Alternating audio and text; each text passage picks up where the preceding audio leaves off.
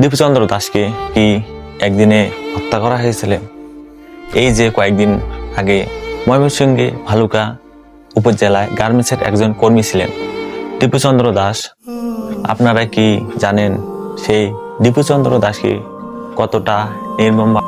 আপনার কি মনে হয় দীপুচন্দ্র দাসকে একদিনে হত্যা করা হয়েছে?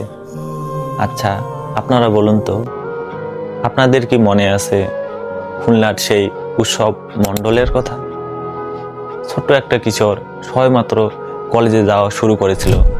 সেই কিশোরের বিরুদ্ধে তথাকথিত ধর্ম অবমাননার কথা তুলে 2024 সালে কতটা ভয়ঙ্করভাবে এই লোকেরা হামলা করেছিল।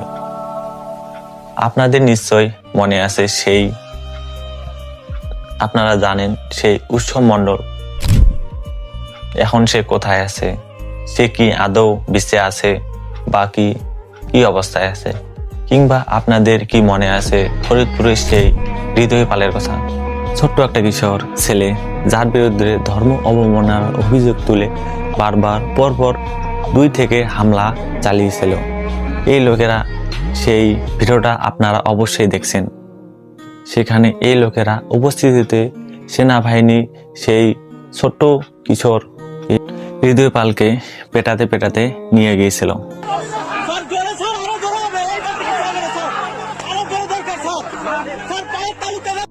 আপনাদের কি মনে আছে সেই সুনামগঞ্জের আকাশ দাসের কথা?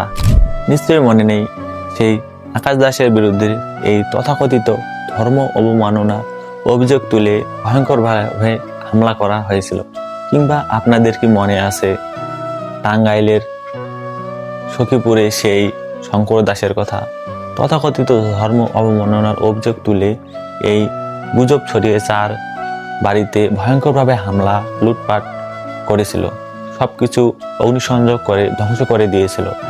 কখনো কি ভেবেছিলেন, কখনো বা চিন্তা করেছিলেন বা কখনো বা খোঁজ নিয়েছিলেন কেমন আছে এই উৎসব মণ্ডল, হৃদয় সরকার কিংবা শঙ্কর দাস কিংবা আকাশ দাস?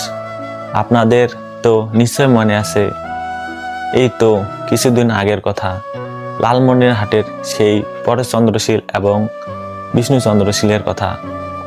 নাজমুল ইসলাম নামে তথাকথিত একজন ব্যক্তি যাদের বিরুদ্ধে ধর্ম অবমাননার অভিযোগ তুলেছিলেন এবং নাজমুল ইসলামের মৌখিক জবানবন্দিদের উপর ভিত্তি করে সেই লোকেরা প্রকাশ্য দিবালোকে একজন প্রবীণ পিতৃতুল্য বয়স্ক মানুষের উপর কতটা ভয়ঙ্করভাবে হামলা করেছিল।